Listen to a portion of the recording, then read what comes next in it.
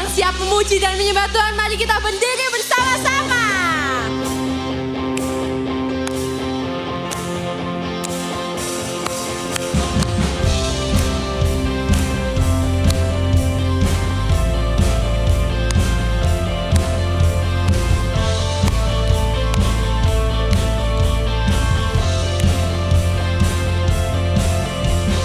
Dalam setiap langkah-langkahku, ku temukan mujizat-Mu, besar kuasa-Mu. Bahwa ku berjalan di dalam kemenangan dan kebebasan, besar kuasa-Mu. Puji nama-Mu selamanya Tuhan, Kau pelindungku, perisai hidupku. Firman-Mu yang teguhkanku, Tuhan, Kau pelindungku, pembela hidupku. Ku menang bersama-Mu. Let's go Kejisians! Dalam setiap langkah-langkahku, ku temukan mujizat-Mu, Besar kuasa-Mu Tuhan. besar kuasa-Mu. Bahwa ku berjalan di dalam kemenangan dan kebebasan, besar kuasa-Mu. Puji nama-Mu selamanya Tuhan, Kau pelindungku, perisai hidupku. Firman-Mu yang teguhkanku, Tuhan, Kau pelindungku, pembela hidupku. Ku menang bersama-Mu.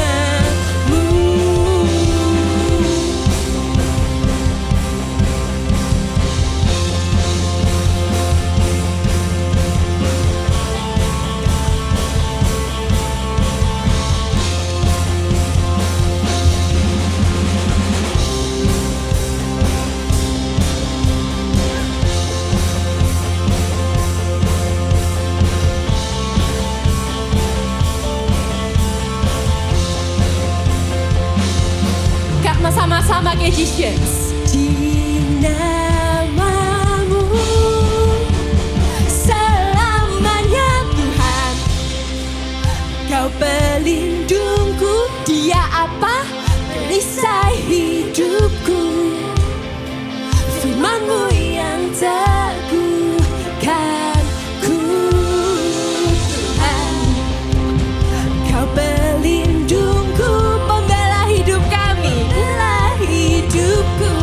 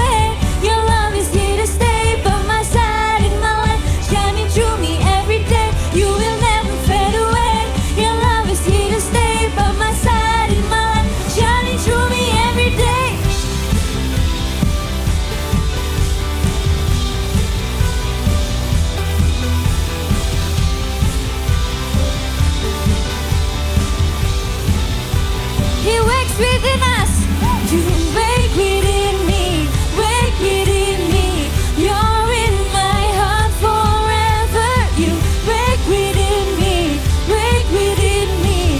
You're in my heart forever.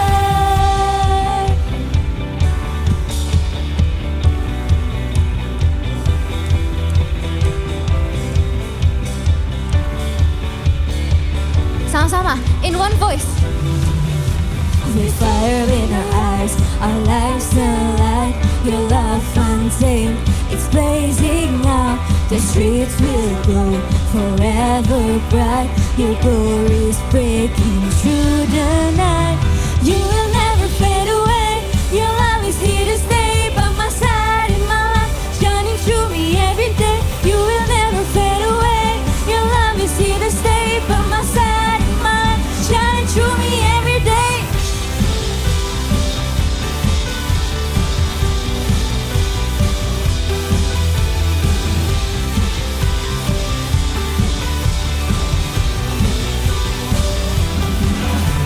You wake within me, wake within me. You're in my heart forever. You wake within me, wake within me. You're in my heart forever. Mari kita sama-sama tepuk tangan di atas kepala.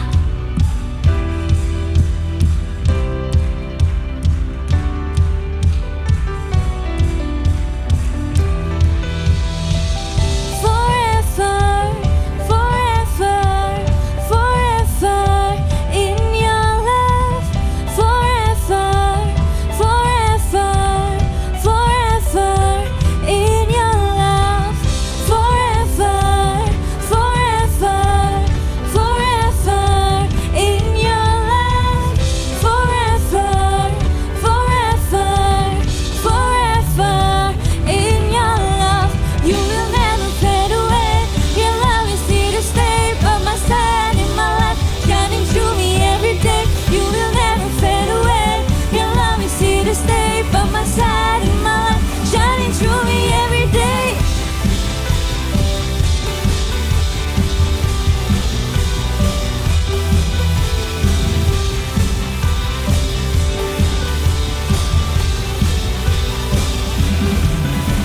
You wake within me, wake within me. You're in my heart forever. You wake within me, wake within me. You're in my heart forever.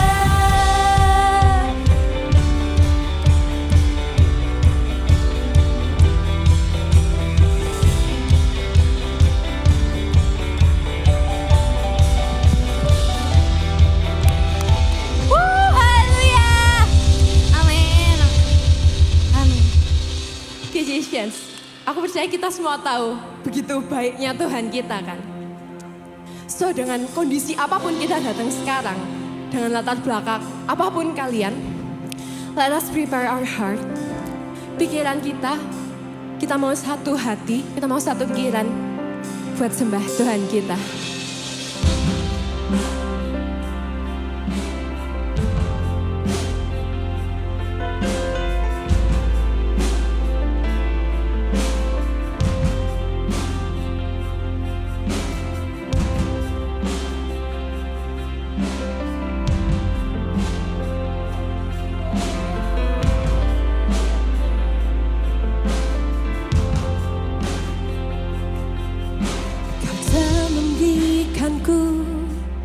Sebuah harapan baru dalam tanganmu, ku tak pernah ragu. Secercah cahaya menerangi jalanku. Ku tahu Tuhan, kau panggil namaku.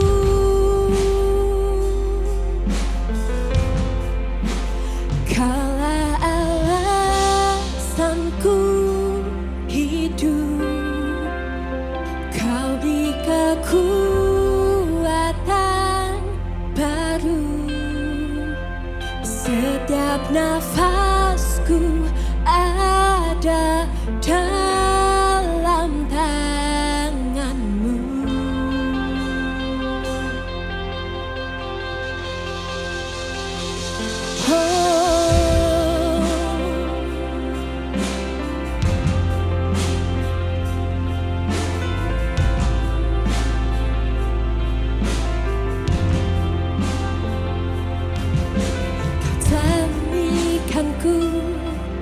sebuah harapan baru dalam tanganmu. Ku tak pernah ragu, secercah cahaya, secercah cahaya menerangi jiwaku. Ku tahu Tuhan, Kau panggil namaku.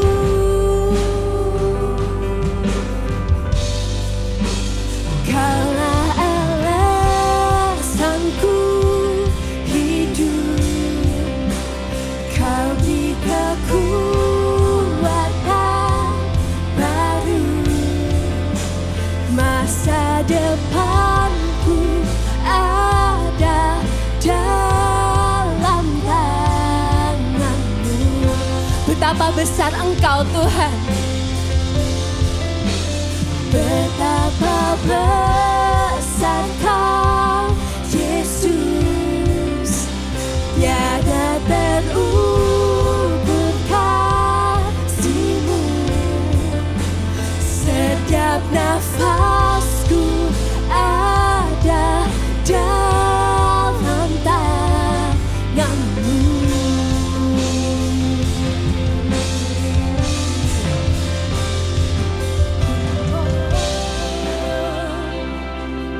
Betapa besar Engkau Tuhan dalam hidupku.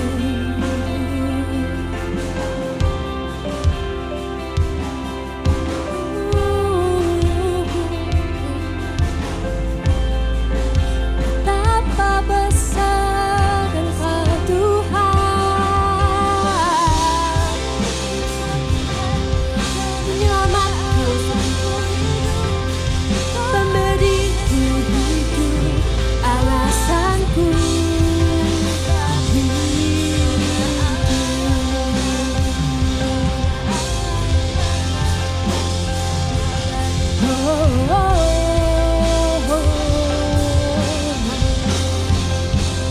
Kaulah alasanku hidup, Kau beri kekuatan baru. Masa depanku ada dalam tangan-Mu.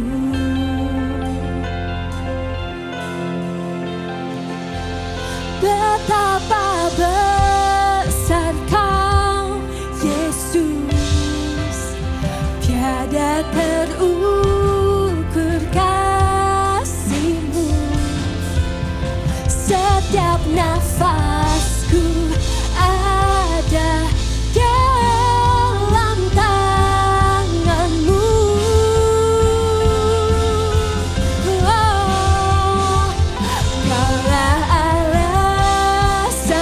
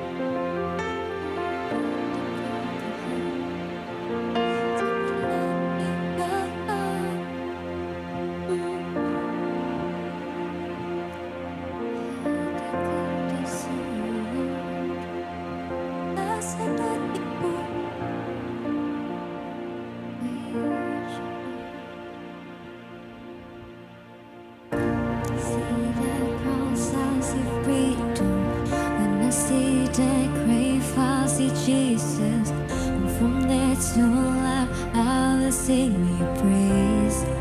In the wonder of your grace. When I see that cross, I'll see freedom. When I see that grave, I'll see Jesus. And from there to life, I will sing your praise. In the wonder of your grace. When I see that cross, I'll see freedom. When I see that grave, I'll see Jesus. And from there to life, I will sing your praise. In the wonder of your grace. When I see that cross, I'll see freedom. When I see that grave, I'll see Jesus. And from there to life, I will sing your praise. In the wonder of your grace, how my soul will sing your praise. In the wonder of your grace, how my soul will sing your praise. How wonderful, how glorious, my Savior's scars, victorious, my chains are gone, my death is paid, from death to life, and grace to grace. When I see that cross, I see freedom. When I see that grave, I see Jesus. And from there to life, I will sing your praise. In the wonder of your grace. When I see that cross, I see freedom. When I see that grave, I see Jesus. And from there to life, I will sing your praise. In the wonder of your grace, how my soul will sing your praise. In the wonder of your grace, how my soul will sing your praise. How wonderful, how glorious, my Savior's scars, victorious, my chains are gone, my death is paid, from death to life, and grace to grace.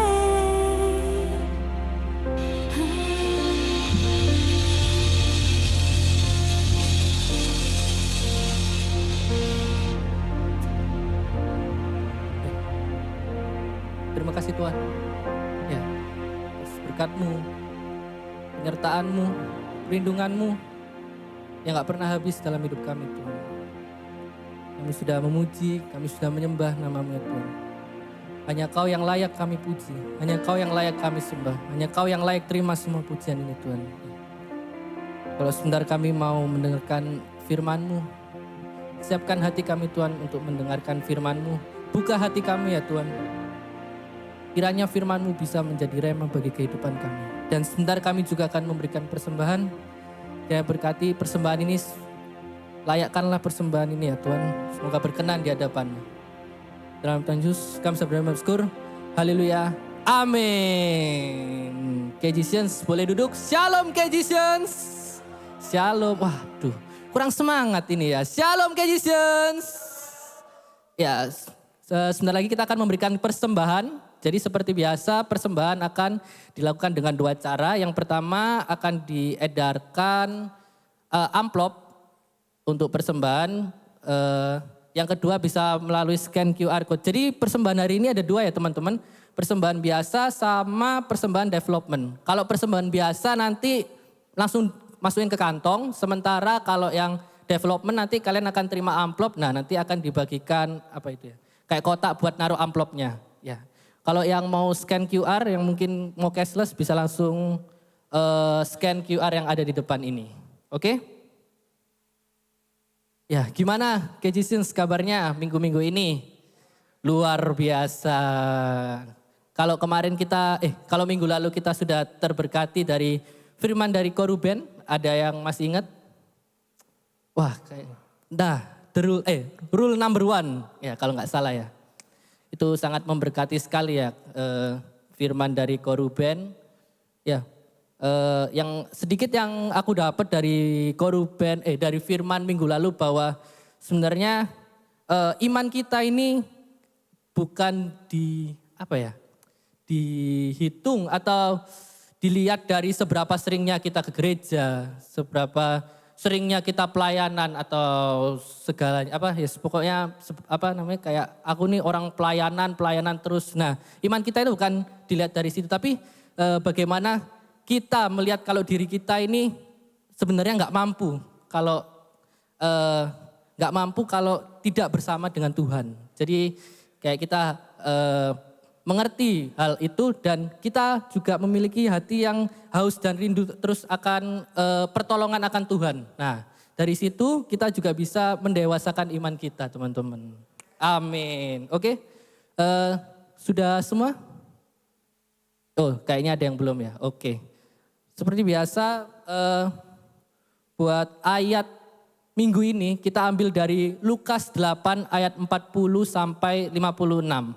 Mungkin Kejisians yang mungkin kalau nggak kebaca di depan ini bisa buka dari HP-nya. Tapi kalau yang kebaca nggak apa-apa. Kita mau baca sama-sama ya. Kejisians dimohon untuk berdiri. Yang sudah memberikan persembahan bisa berdiri dan kita mau baca sama-sama. Yang sudah dapat ayatnya bisa katakan amin. Oke, sebentar kayaknya ada yang belum. Kita baca sama-sama ya teman-teman di Lukas 8 ayat 40 sampai 56. Ya sedikit agak banyak ya. Tapi nggak apa-apa. Oke, sudah siap teman-teman? Oke, Lukas 8 ayat 40 sampai 56. 2, 3. Ketika Yesus kembali, orang banyak menyambut dia. Sebab mereka semua menanti-nantikan dia. Maka datanglah seorang yang bernama Yairus. Ia adalah kepala rumah ibadat. Sambil tersungkur di depan kaki Yesus, ia memohon kepadanya supaya Yesus datang ke rumahnya. Karena anaknya perempuan yang satu-satunya yang berumur kira-kira 12 tahun hampir mati. Dalam perjalanan ke situ, Yesus didesak-desak orang banyak. Adalah seorang perempuan yang sudah 12 tahun menderita pendarahan dan yang tidak berhasil disembuhkan oleh siapapun. Ia maju mendekati Yesus dari belakang dan menjamah jumbai jubahnya. Dan seketika itu juga berhentilah pendarahannya. Lalu kata Yesus, "Siapa yang menjamah aku?" Dan karena tidak ada yang mengakuinya, berkatalah Petrus, "Guru, orang banyak mengerumuni dan mendesak engkau." Tetapi Yesus berkata, "Ada seorang yang menjamah aku, sebab aku merasa ada kuasa keluar dari diriku." Ketika perempuan itu melihat bahwa perbuatannya itu ketahuan, ia datang dengan gemetar, tersungkur di depannya dan menceritakan kepada orang banyak apa sebabnya ia menjamah dia dan bahwa ia seketika itu juga menjadi sembuh. Maka katanya kepada perempuan itu, "Hai anakku, imanmu telah menyelamatkan engkau. Pergilah dengan selamat." Ketika Yesus masih berbicara, datanglah seorang dari keluarga kepala rumah ibadat itu dan berkata, "Anakmu sudah mati, jangan lagi engkau menyusah-nyusahkan guru." Tetapi Yesus mendengarnya dan berkata kepada Yairus, "Jangan takut, percaya saja dan anakmu akan selamat." Setibanya di rumah Yairus, Yesus tidak memperbolehkan seorang pun ikut masuk dengan dia, kecuali Petrus, Yohanes dan Yakobus dan ayah anak itu serta ibunya. Semua orang menangis dan meratapi anak itu. Akan tetapi Yesus berkata, "Jangan menangis, ia tidak mati tetapi tidur." Mereka menertawakan dia karena mereka tahu bahwa anak itu telah mati. Lalu Yesus memegang tangan anak itu dan berseru, katanya, "Hai anak, bangunlah." Maka kembalilah roh anak itu dan seketika itu juga ia bangkit berdiri. Lalu Yesus menyuruh mereka memberi anak itu makan. Dan takjublah orang tua anak itu. Tetapi Yesus melarang mereka memberitahukan kepada siapapun juga apa yang terjadi. Oke, please welcome pembicara hari ini, Home Pastor KGCians, Koko Andre Setiawan. Shalom. Bentar, ini agak miring tadi. Oke, shalom teman-teman. Wah, ini kelihatan padat ini ya, enak banget nih ngeliatnya. Oke, aku sangat terberkati, selamat datang Bapak Ruben ya, yang akhirnya setelah sekian purnama, dia kembali ke habitatnya yang asli, yaitu drum gitu kan. Dan aku pengen menyapa, ada beberapa orang juga di sini, ada KJC Surabaya leader ya, ada Pastor Nancy Piri di sini, welcome. Ada kepala sekolah KGC kalau nggak salah, kepala sekolah KGC, kepala sekolah Royal ya. Ada Kak Daniel Saronis, selamat datang. Luar biasa sekali. Oke, tadi kita sudah baca ayat bacaan kita hari ini. Dan sekali lagi perkenalkan ya, nama saya Andre Setiawan. Wah, ini cuma aku yang bisa kayak gini nih. Cuma aku yang bisa, ya kan? Sudah di delete spotnya gitu ya. Jadi salam kenal buat yang baru kenal, nama aku Andre Setiawan. Ya, saya seorang suami dari seorang istri dan seorang anak. Oke, terima kasih juga anyway buat kesempatannya para home pastors, di mana hari ini saya masih bisa membagikan Injil Kerajaan Tuhan. Saya berdoa Tuhan akan membukakan dirinya lebih lagi ya pada kita semua dan mengkonfrontasi hati kita. Are you excited, KGCians? Oke, aku pengen membuka sermonku hari ini dengan menggunakan imajinasi. Wah, ya. Oke, teman-teman, aku hitung sampai 10 ya. Teman-teman pikirkan 20 tahun lagi teman-teman pengen punya mimpi apa? Ya, 20 tahun lagi teman-teman mau di posisi apa? Aku hitung sampai 10. 1, 2, 3, 4, 5, 6, 7, 8, 9, 10. Oke, cukup. Thank you teman-teman. Aku sekarang pengen coba tanya, di sini sudah disediakan 2 mikrofon. Aku mau tanya 2 orang saja, ya. Kira-kira apa yang ada di benak atau mimpinya teman-teman? Yang pertama aku kepingin tanya sama Jeffrey ya. Ya, aku pengen tanya sama Jeffrey, boleh mic-nya diserahkan ke Jeffrey. Jeffrey, kira-kira 20 tahun lagi kamu mau jadi apa Jeffrey? 20 tahun. Silakan. Bang Jupri. Come on Jeff, 20 tahun lagi silakan mic-nya bisa diambil. 20 tahun lagi kamu mau jadi apa Jeff? Pengusaha sukses. Pengusaha sukses. Luar biasa, boleh kasih tepuk tangan teman-teman, jangan nanggung. Gak apa-apa ya. Oke, terima kasih, boleh dikembalikan mic-nya, agak mahal soalnya mic-nya. Yang selanjutnya aku pengen tahu Warren. Mana Warren? Nah itu Warren tuh. Warren, 20 tahun lagi apa atau mau jadi apa seorang Warren? Menteri kabinet mungkin. Menteri kabinet. Come on. Semoga nanti 20 tahun lagi kita bisa kerja di satu kabinet menteri ya Warren ya. Karena apa? Karena thank you anyway. Thank you Warren, thank you Jupri. Ya kan, itu aku harus mulai agak menahan diri gitu ya. Ya, 20 tahun lagi Warren kepingin jadi seorang menteri kabinet. Ya, 20 tahun lagi Jeffrey juga pengen menjadi pengusaha. 20 tahun lagi, ini aku gak bohong, bisa baca di skripku. Aku pengen jadi menteri pariwisata dan ekonomi kreatif. Atau anggota DPR RI gitu ya. Nah coba dipikirkan kira-kira mimpi kita ini seperti apa? Aku nggak memungkiri ya, semua daripada kita ini memiliki mimpi. Walt Disney aja pernah berkata, if you can dream it, you can do it. Pun ada lagu, mimpi adalah kunci. Jadi inget mantan aku ya. Nggak terima jokesnya ini. Padahal pinter loh padahal.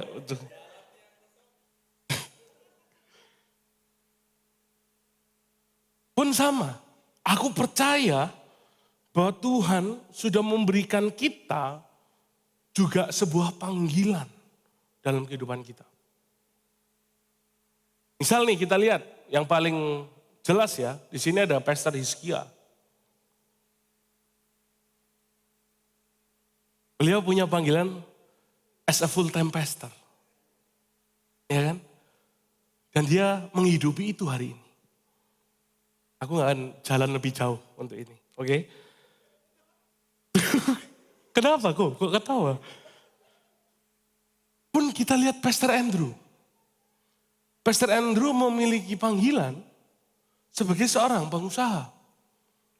Pastor Andrew menghidupi panggilan itu di marketplace. Pun misal aku, Tuhan kasih panggilan buat aku di dunia politik. Pun semua kejisian di sini. Tuhan sudah memberikan kita masing-masing sebuah panggilan. Bahkan Kristus pun di dunia ini, hidupnya itu juga punya panggilan. Yaitu menjadi juru selamat buat kita semua. Kristus punya panggilan untuk menggenapi kehendak Bapaknya bagi setiap orang yang percaya. Biasanya mimpi kita itu gak jauh dari panggilan Tuhan. Tapi seberapa sering sih kita ini menjalani panggilan Tuhan tersebut. Bahkan ironisnya, ya, kita ini malah menghalalkan segala cara untuk bisa meraih mimpi kita mungkin, atau di dalam panggilan kita. Misal nih teman-teman yang lagi kuliah, pengen dapat IPK yang bagus. Kan kuliah kan salah satu cara ya untuk menjalani panggilan gitu ya. Nyontek kiri, nyontek kanan. Untuk pakai jasa calo buat ngerjain tugas kita. Dulu pas aku kuliah nggak ada yang namanya calo tugas, itu nggak ada. Cuman sekarang ternyata banyak calo tugas. Nah, atau buat yang sudah bekerja nih, ya kan? Supaya bisnis lancar, kita melakukan serangkaian hal-hal kotor. Pak, dibantulah Pak, dibantu. Atau mungkin, wah wis berapa lah. Ya 5 juta nggak apa-apa lah, ngambil nilep. Nah, kita melakukan ini kadang ya dengan sangat ambisius agar tujuan kita ini bisa tercapai. Kita melakukan ini supaya apa? Supaya mimpi kita bisa terpenuhi. Bukan sebegitu semisal ada kesusahan yang menimpa kita. Misal gini, kita udah belajar mati-matian, tapi ternyata soal ujian ini berbeda dari kisi-kisi yang kita pelajari misalnya. Kita jadi marah sama Tuhan. Kita jadi pertanyakan Tuhan.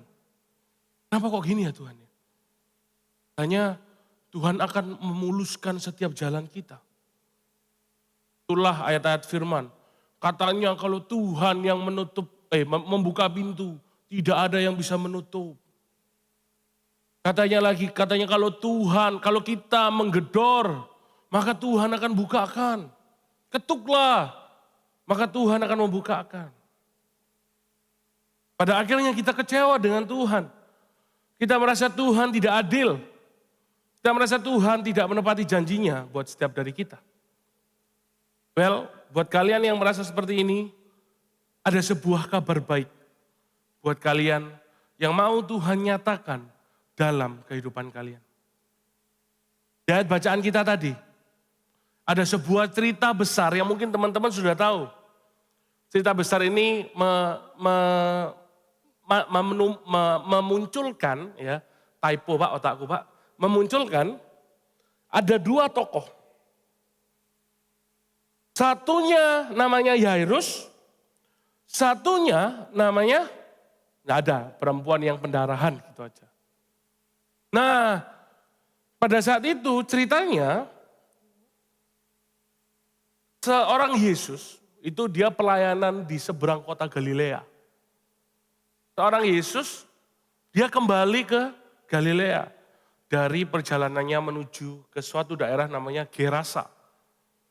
Pada saat itu Yesus ini lagi viral banget. Kontennya FYP terus di TikToknya. Oh, bang.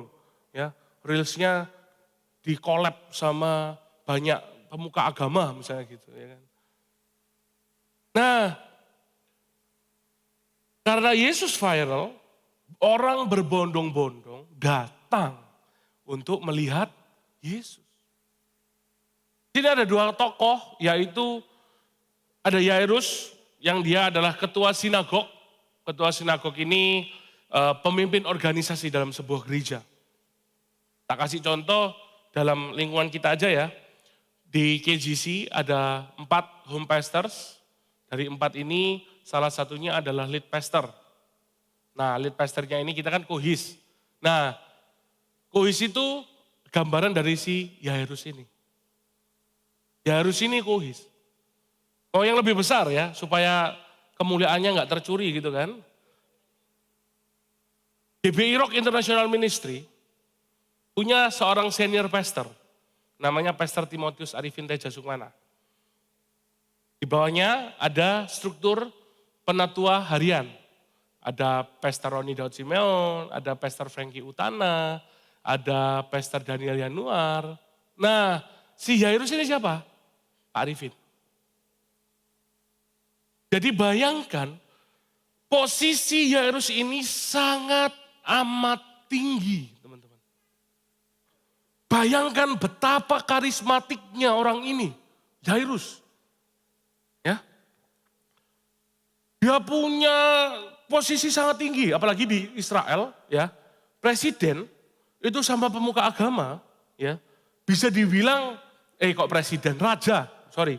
raja sama pemuka agama itu posisinya 11-12. Pun mungkin raja mungkin takut juga sama pemuka agama. Nah, si Yairus adalah orang penting. Orang suci, karismatik. Si Yairus ini setelah Yesus datang, dia berlutut memohon kepada Yesus untuk menyembuhkan anaknya yang sedang sekarat. Dia berlutut, dia memohon. Bak gayung disambut. Yesus menerima ajaan si Yairus itu untuk pergi ke rumahnya. Tapi di tengah-tengah itu semua, tiba-tiba ada seorang perempuan yang tiba-tiba nyelonong. Ya, kalau kita biasa antri terus ada orang nyelontong gitu, nyerontong ya. Nyelonong ya. Nyelonong. Biasanya keluargaku ngomongnya nyerontong gitu ya. Nyelonong. Tuh kita bete kan. Nah ini tiba-tiba yaitu, Yesus, tolong Yesus. Baik, aku akan ikut engkau. Oh yes, gitu. Tiba-tiba ada sing nyelonong. Seret. Ada perempuan yang mengalami pendarahan. Yang tiba-tiba datang. Dan perempuan itu aku bisa bilang, dia menjadi sebuah distorsi, sebuah interupsi, sebuah halangan bagi Yairus ini. Judul dari sermonku hari ini adalah A Great Turbulence. Secara singkat, di sini kita akan membahas bagaimana sebuah gangguan yang membuat kita nggak nyaman ini sebenarnya sangat baik bagi kehidupan kita. Kenapa kok bisa gitu? Aku akan jelaskan dalam 3 poin. Yaitu yang pertama adalah distortion. Kedua adalah fear not just belief. Dan yang ketiga adalah kontras. Kita masuk poin pertama, distortion. Nah sedikit overview dari bacaan kita yang sebelumnya. Tadi kita baca di ayat 43-48. Ini yang mau aku bahas terlebih dahulu. Ini ada sebuah kisah perempuan yang mengalami pendarahan selama 12 tahun. 12 tahun. Sebenarnya kenapa kok bisa pendarahan? Ini maaf, berdasarkan apa yang tercatat di Alkitab saja yang saya sampaikan. Ini pendarahan terjadi karena haidnya. Jadi bayangin haid 12 tahun nggak berhenti. Ya. Nah, pada zaman itu sedikit fakta, perempuan haid itu statusnya itu najis. Ya, perempuan yang sedang mengalami bulanan itu statusnya najis. Pun sebenarnya sampai hari ini masih ada yang mempercayai hal itu. Tidak boleh ibadah kalau lagi haid. Itu masih ada. Nah, karena perempuan ini dianggap najis, semua barang, semua hal yang dianggap najis dan disentuh, semua barang yang disentuh oleh semua orang yang dianggap najis, barang itu akan jadi najis. Contohnya nih, HP ini biasa aja statusnya. Tapi saya najis, saya pegang HP ini, status HP ini jadi najis. Ya. Nah, karena sakitnya sudah 12 tahun, otomatis dia sudah nggak punya teman selama 12 tahun lamanya. Gak usah kita ngomong faith circle, ya. Ngomong kosong faith circle. Teman aja pasti nggak punya dia. Bayangin ya, kadang kita yang ekstrovert ini, misal seminggu aja kita nggak ketemu sama siapa-siapa, kita kerja mati-matian di depan komputer, wah rasanya bisa gila kita ini. Ya, perempuan ini itu pasti mengalami tekanan sosial dan ditambah hidupnya yang di ujung tanduk. Dia menghabiskan seluruh apa yang dia punya untuk berobat ke dokter. Karena Yesus ada di sana, dia memberanikan diri dekati Yesus. Dia memiliki iman untuk sembuh dengan cara menyentuh jubah Yesus. Guys, di sini aku mau kasih kalian sebuah kabar baik. Mungkin hari ini kalian merasa diri kalian stuck. Diri kalian terjebak di dalam sebuah hal yang mungkin tampak mustahil. Oh, mustahil lah untuk aku bisa ketemu lagi sama orang tuaku. Mustahil aku bisa rekonsiliasi lagi. Atau kok aku udah gak ada harapan, masa laluku udah terlalu suram. Aku udah terlalu jauh dari Tuhan. Sama seperti perempuan ini, bukankah perempuan ini hopeless? Perempuan ini gak punya harapan lagi untuk hidup. Dia udah gak mampu bertahan. Pendarahannya terus keluar selama 12 tahun. Perempuan ini cuma perlu satu dalam hidupnya. Yaitu apa? Kesembuhan. Karena kesembuhan ini dapat memberikan dia sebuah kehidupan yang baru.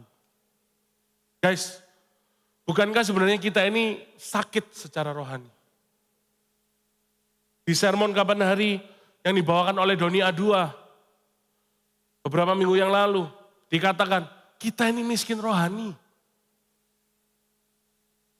Hari ini aku pengen tambahkan, kita bukan cuma miskin rohani, kita sakit rohani. Kita sakit. Bahkan dulu kita ini mati rohani, teman-teman.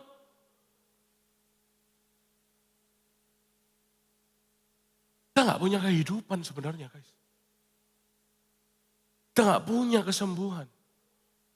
But listen to this. Tuhan sudah menyelesaikan itu semua di atas kayu salib. Tuhan sudah menebus kita dari hal yang mustahil kita lakukan. Tuhan sudah memberikan kita sebuah kehidupan yang kekal. Bahkan Tuhan menukar kehidupannya supaya kita bisa menghidupi kehidupan yang kekal. Hal yang sama yang Kristus berikan kepada perempuan itu, Kristus juga berikan bagi kamu dan saya. Yaitu apa? Sebuah kehidupan yang baru. Ibarat kata gini teman-teman, bagi perempuan ini penyakit yang dideritanya ini adalah distorsi utama bagi dia. Perempuan ini nggak bisa punya kehidupan yang normal. Bayangin 12 tahun men, dia pendarahan. Ya, dan dianggap najis, jangan lupa.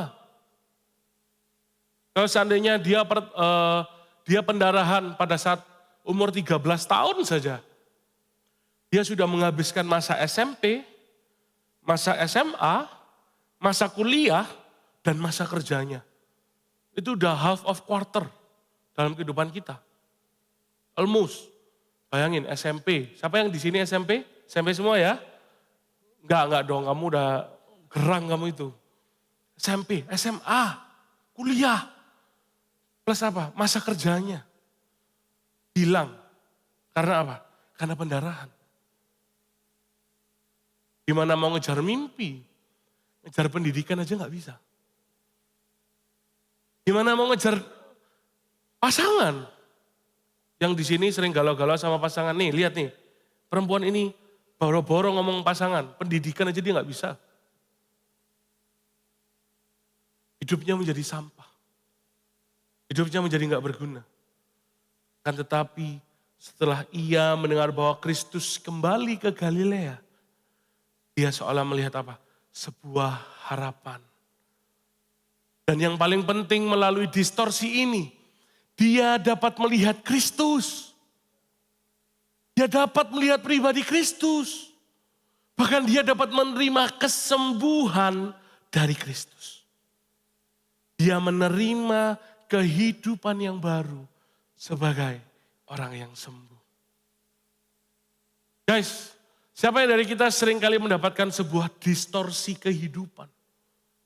Banyak sekali pencobaan tiba-tiba datang ke dalam kehidupan kita. Bukan tiba-tiba cinta yang datang, bukan. Tiba-tiba pencobaan yang datang. Padahal kita merasa kita sudah berada di jalan yang benar.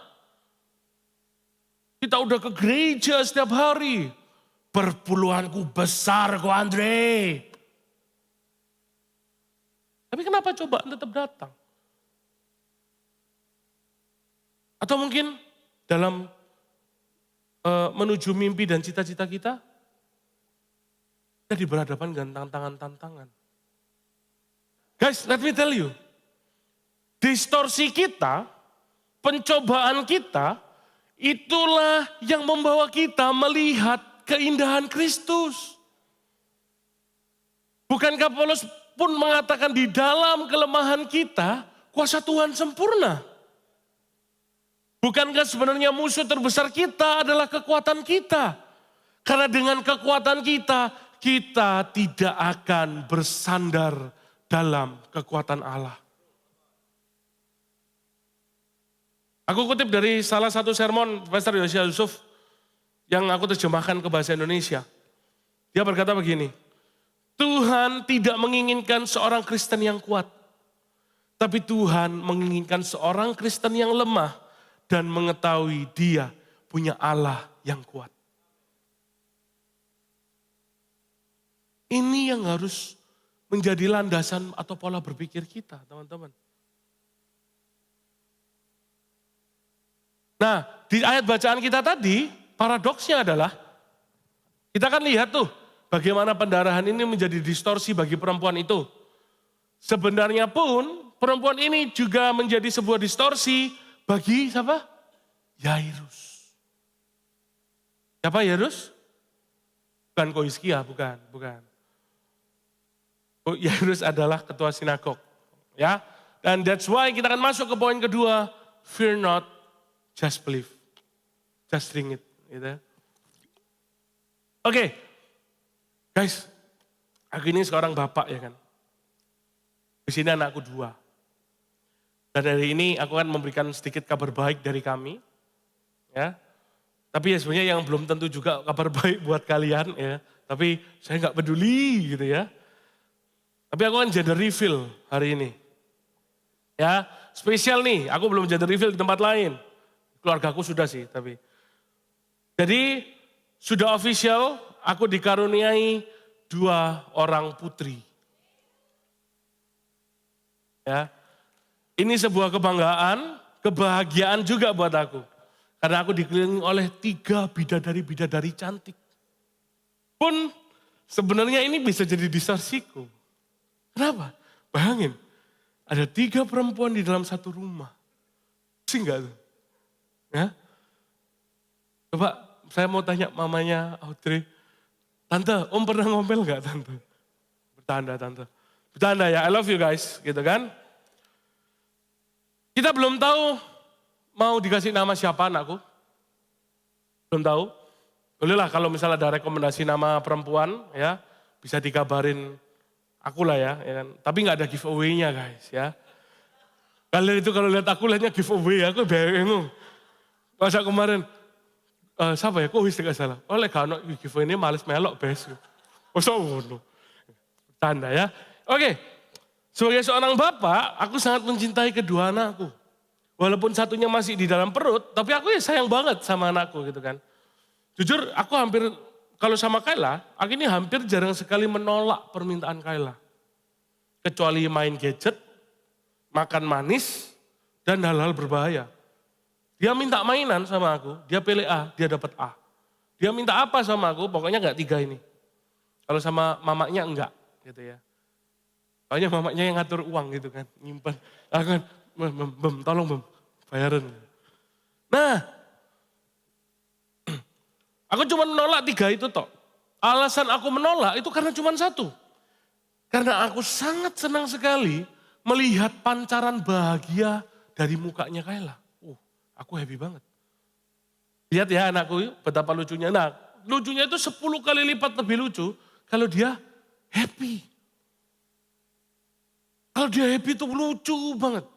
Pernah satu kali pas masih bayi, untuk yang pertama kalinya Kayla sakit, dia itu panas. Ya. You know what? Aku nangis guys.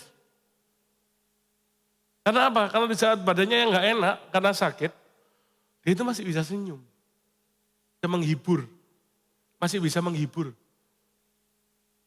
Pas bayi, di foto itu dia pun sekarang, kalau dia sakit, kapan hari dia sempat sakit, sempat panas, walaupun dia lemes, rewel, dia masih bisa senyum loh.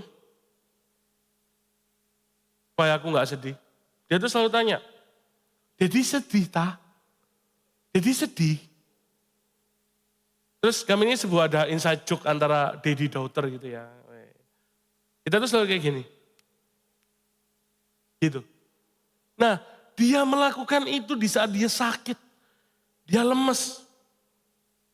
Terus habis itu dia langsung tanya, Dedi udah gak sedih? Iya, Dedi udah gak sedih. Bayangin, dia lakuin itu pas dia sakit. Supaya apa? Supaya aku happy dan aku gak sedih. Hancur Pak hari ini Pak. Nah teman-teman, si Yairus ini punya anak perempuan. Satu-satunya. Dan itu sakit. Bahkan tercatat anaknya ini sekarat. Anaknya ini sudah hampir mati. Bayangin gimana hancurnya seorang daddy, seorang bapak. Melihat anak perempuan yang dicintainya, ini sekarat. Jujur aku gak berdoa itu terjadi di kita. Ya. Tapi aku bisa membayangkan betapa sedihnya. Pada umumnya, cinta pertama anak cewek itu siapa? Bapaknya.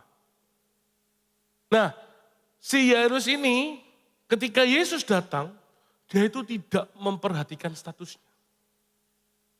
Dia tersungkur, delesor, ya, deplok di kaki Yesus. Karena apa?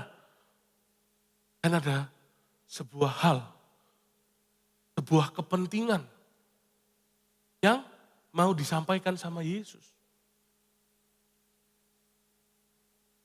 Di sini ada harapan teman-teman. Kenapa? Yesus menerima permintaan Yairus. Tiba-tiba ada si perempuan yang pendarahan ini mengganggu perjalanan itu.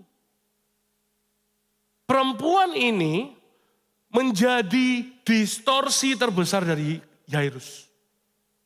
Bayangin betapa harusnya Yairus itu bisa geram. Bisa jadi Yairus itu menilai perempuan ini mencuri mukjizat Allah. Ini sama kayak gini loh. Misal kamu lagi mau ujian, terus tiba-tiba kamu belajar kelompok.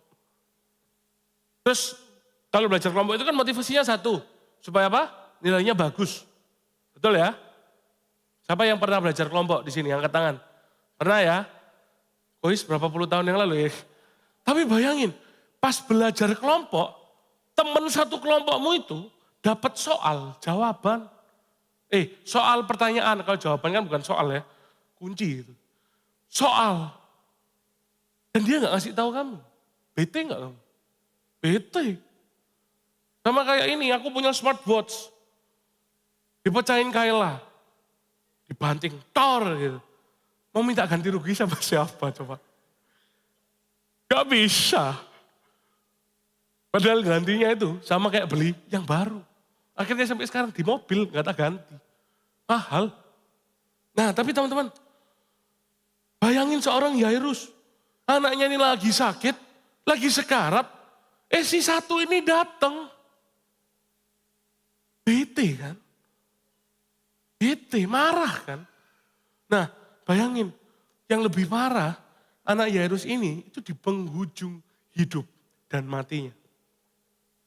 Masalahnya, Yesus ini masih melayani perempuan itu. Kalau aku jadi Yairus, aku tak culik Yesus. Ayo Yesus ikut saya gitu. Tapi gak cuma sampai sana. Di momen itu, ada keluarga dari Yairus yang datang dan berkata, wis ta Yairus, wis ta, gak usah ngerepoti guru lagi. Anakmu wis mati.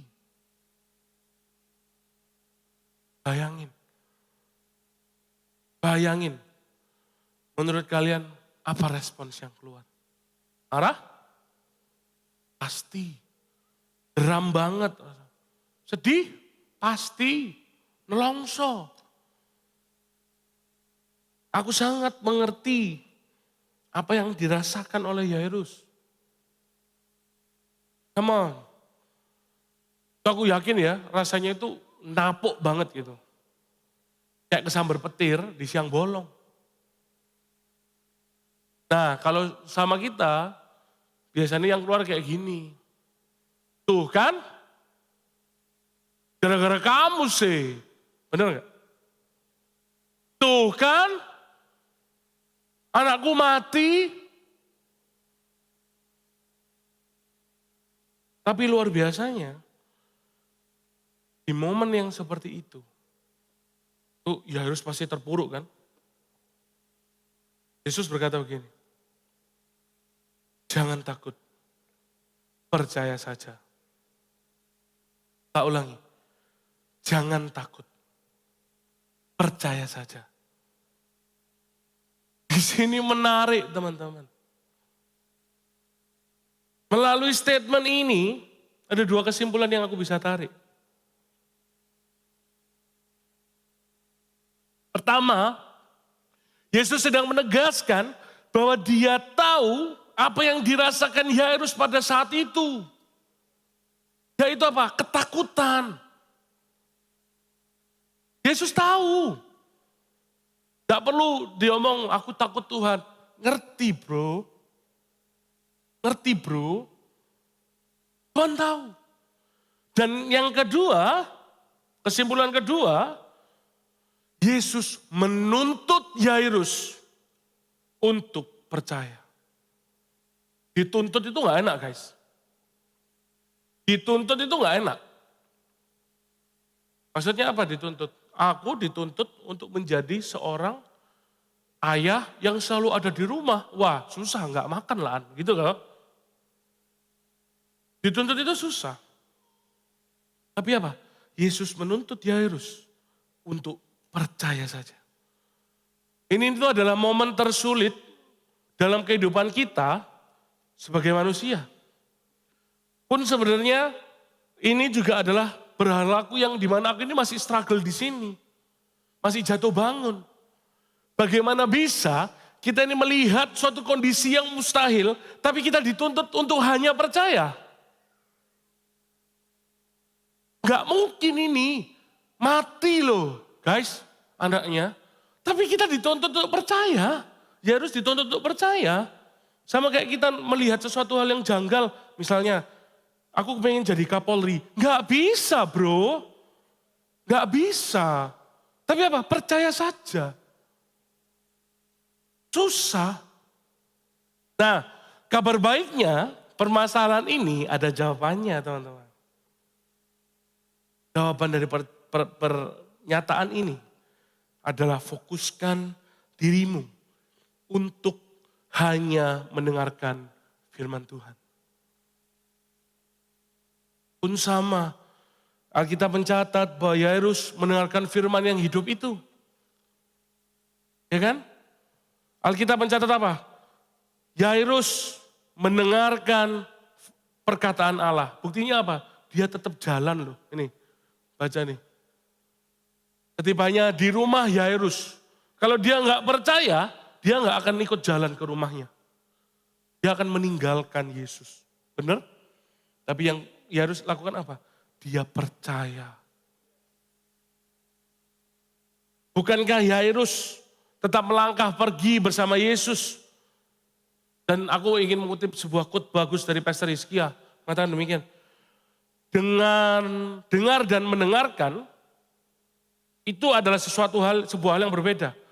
Kalau kita dengar, tentu kita mendengarkan. Tapi kalau kita mendengar, kita pasti dengar. Kalau kita mendengarkan, kita pasti mendengar. Sebagai contoh, kalian sekarang sedang mendengarkan sermonku kan? Suarakulah yang kalian dengar. Tapi misal sebelah kalian ada suara orang ngomong, kalian tetap bisa dengar kan? Tapi kan kalian nggak ngerti mereka ngomong apa.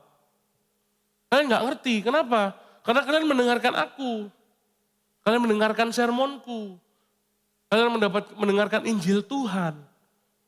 Tapi once ketika kalian mendengarkan ini terus, kok menarik ya, kok tambah orang, oke, terus pas denger kok Andri kurusan yo. Ini aku beli pas zamanku SMA ini guys. SMA kelas 3, perpisahan di Bandung beli ini aku. Berarti aku lumayan kurus lah sekarang. Enggak lah, bercanda dong. Nah, ketika kalian mendengarkan suara orang bisik-bisik itu, kok Andri kurusan yo. Apa yang aku ngomongkan? Kalian nggak bisa dengarkan kan? Apa yang kalian omongkan? Jadi bingung, ngomong apa kok Andri?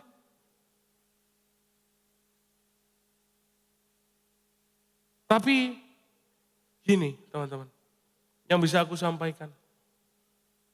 Yairus, ada keluarganya yang datang. Bahkan ada, bukan hanya datang dan berbicara tentang itu ya, percuma gak usah ganggu guru lagi, anakmu mati gitu kan. Pas dia di rumahnya, lagi nangis nih, meratap keluarga-keluarganya. Meratap keluarga-keluarganya. Yairus harus menghadapi kenyataan di mana banyak orang meratapi kematian anaknya. Tapi gak cuma sampai sana. Banyak orang menertawai apa yang Yesus katakan. Bayangin teman-teman. Seberapa banyak yang dari kita mengalami seperti apa yang dialami sama Yairus. Yairus bukan tidak percaya loh sama Yesus. Yairus menaruh iman percaya sama Yesus. Pun sama dengan kita. Kita juga percaya bukan dengan Yesus. Belum lagi teman-teman di sekitar kita bilang, wis ta, gak usah Yesus-Yesusan. Uripmu lho padha ae, gak ono terobosan. Mana katanya kalau ngasih perpuluhan, kamu bakal dapat 100 kali lipat. Mana? Uripmu lho padha ae. Atau mungkin ada kayak gini. Ada perlakuan dari kami para home pastor yang mengecewakan kalian. Oh dadakno home pastor iku padha ae. I'm so sorry. I'm so sorry teman-teman. Karena apa? Kalau kalian berpikir sama aja ya semuanya, let me tell you, dia nggak akan pernah berhenti menyodorkan apa yang dia lihat benar. Dia nggak akan pernah berhenti. Tapi ingatlah, pun Kristus juga nggak pernah berhenti untuk memberikan kebenarannya dan pribadinya buat kalian, buat kita. Pada dasarnya dunia ini penuh dengan ketakutan, tapi Kristus penuh dengan pengharapan. Lihat gimana perjalanan Kristus ketika ia disalib. Kristus bisa saja dipenuhi oleh rasa takutnya. Di Getsemani aja dia bercucuran darah keringatnya. Tapi apa yang dilakukan? Dia bilang apa? Biar kehendakmu lah yang terjadi. Dia takut loh. Kristus banyak sekali dihadapkan oleh ketakutan-ketakutan juga dalam hidupnya. Tapi lihat, Kristus hanya berfokus mendengarkan dan melakukan kehendak Bapaknya. Luar biasa ya. Aku kalau dengar ini, kudu nangis rasanya. Mulai dengan apa yang aku sudah dan sedang alami dalam kehidupanku, ini dibandingkan dengan apa yang sudah Kristus lakukan. Seperti sermon minggu lalu, ya. Apa sermon minggu lalu, ayo. Ingat, rule number 1. What God has done. Kehidupanku kalau dibandingkan dengan apa yang sudah Kristus lakukan dalam kehidupan kita, ini sangatlah kontras. Kita masuk poin yang ketiga, kontras. Di poin ini aku cepat aja, pemain musik boleh naik ke atas panggung. Kita lihat dari ayat bacaan kita ini, ada 16 ayat anyway, makanya biasanya 2 poin ini, hari ini 3 poin. Telat 7 menit, mohon maaf ya teman-teman. Kontras yang pertama, kita lihat dari 2 tokoh ini dulu, Yairus dan perempuan pendarahan. Ya. Yairus ini ketua sinagog. Yairus ini orang yang sangat powerful, memiliki tingkat yang sangat tinggi. Derajat Yairus itu tinggi sekali dengan orang yang di sana. Tapi apa yang terjadi? Yairus butuh Yesus. Perempuan yang pendarahan ini, dia adalah orang yang gak berguna, orang yang sampah, orang yang gak punya masa depan, orang yang sekarat, bahkan menuju kematian. Tapi apa yang terjadi? Dia butuh Yesus. Kedua hal ini adalah kontras yang pertama. Dan ini mengajarkan apa kepada kita? Bahwa siapapun kamu hari ini, mau kamu orang yang penuh dengan kesuksesan, mau kamu adalah orang yang berkelimang harta, atau kamu yang mungkin merasa gak punya masa depan, atau kamu mungkin besok yang bingung mau makan apa karena uangmu sedikit, let me tell you, kamu tetap butuh Yesus. Hanya Yesus pribadi yang kita butuhkan. Selalu ingat, kebutuhan kita yang terutama itu bukan uang, bukan cinta kasih, bukan waktu orang-orang yang kita kasihi. Omong kosong, 5 love language itu omong kosong udah. Yang kita butuhkan itu satu, kehidupan yang baru.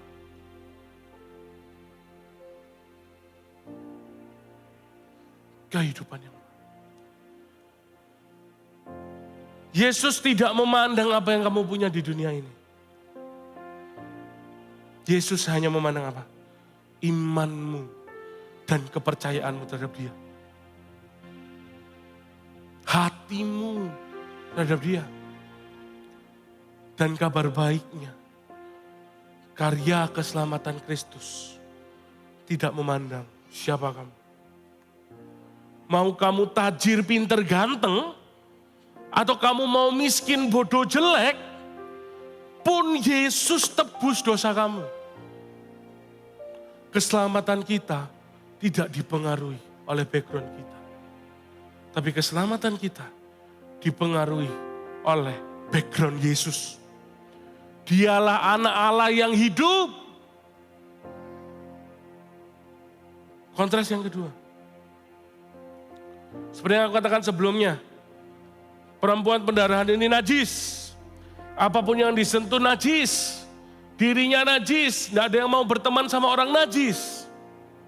Ini tuh adalah sebuah budaya di Israel, teman-teman ya, yang nggak bisa dirubah.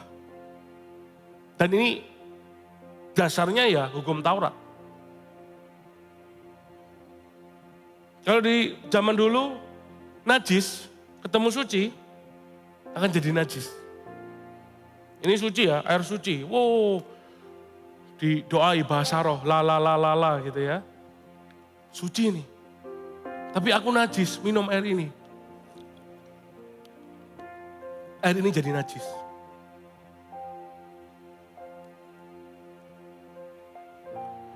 Beberapa literatur mengatakan kenajisannya sampai-sampai perempuan ini tidak layak untuk memberikan persembahan kepada Allah.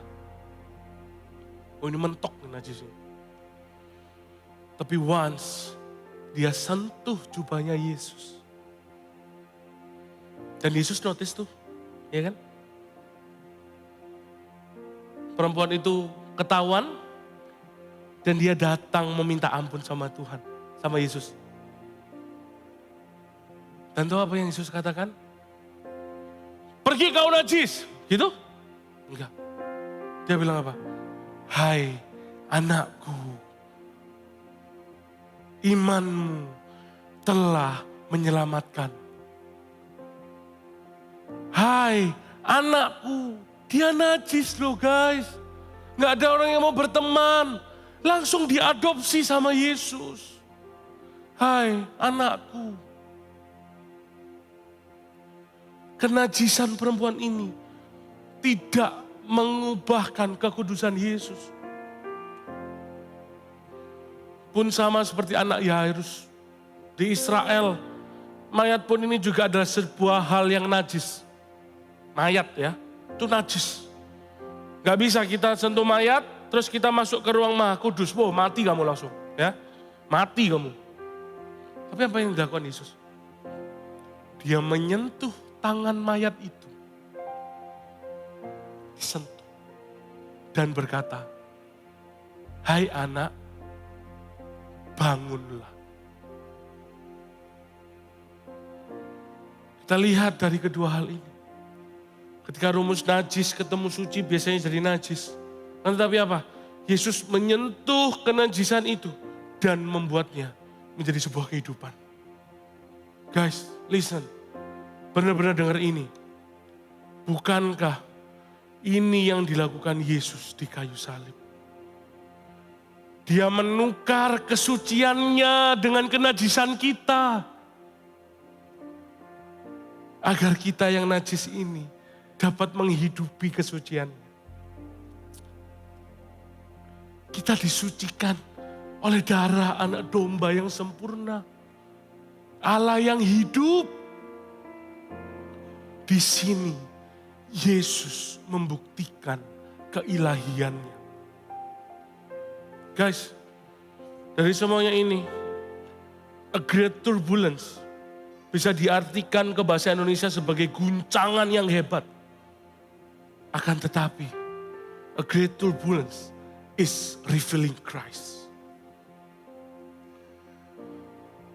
A great turbulence, kita bisa mengartikan itu sebagai guncangan yang hebat. Bukan guncangan hebat lagi, guncangan yang hebat. Karena di dalam guncangan itu, ada pribadi Kristus yang tampak jelas nyata dalam kehidupan kita. Inilah yang akan mengkonfrontasi hati kita dengan paparan pemurnian, purity hits. Yang dapat menggoncangkan semua berhala dalam hati kita. A great turbulence bukan berbicara tentang bagaimana melalui goncangan kita dapat mukjizat Tuhan. Bukan berbicara juga tentang mimpi kita yang berhasil. No. A great turbulence. Berbicara tentang bagaimana Allah mau menggoncang setiap berhala dalam hati kita dan menyisakan Allah di hati kita. So, mari kita tundukkan kepala, teman-teman. Mari kita pejamkan mata kita. Jangan toleh kiri kanan. This is your personal matter. This is your personal matter to God. Ini adalah urusan pribadimu dengan Tuhan. Pejamkan mata. Jangan toleh kiri kanan. Aku mau tantang teman-teman semua hari ini. Buat mungkin kalian yang merasa kehidupan kalian mau digoncangkan. Agar berhala hati kalian dapat dibersihkan. Angkat tangan kanan kalian. Yang teman-teman mau berhala hati kalian hilang. Angkat tangan kanan kalian. Ini urusan kalian pribadi sama Tuhan. Angkat tangan kanan kalian. Atau mungkin gini. Buat teman-teman yang merasa, aku gak bisa Andre, lepas dari berhalaku. Sudah terlambat untuk bisa terpapar oleh Injil. Kalian boleh angkat tangan kanan kalian juga. Boleh angkat tangan kalian juga. Dan yang terakhir, aku mau berdoa. Dan aku pengen tantang teman-teman juga. Yang mungkin kehidupan rohani kalian sudah mati. Kalian sudah terlalu jauh dari Kristus. Bahkan kalian menukarkan Tuhan kalian dengan apapun kesenangan kalian. Boleh angkat tangan kanan kalian. Yes, Lord.